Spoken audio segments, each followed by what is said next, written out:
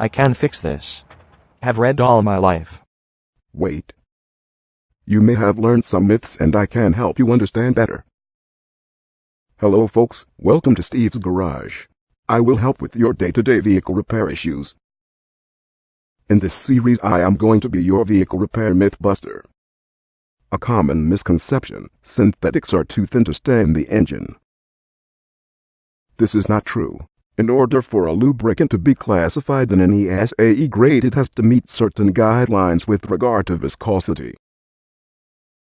For example, it makes no difference whether it's 10W-40 petroleum or 10W-40 synthetic. At minus 25 degrees centigrade and 100 degrees centigrade, the oil has to maintain a standardized viscosity, or it can't be rated at 10W-40.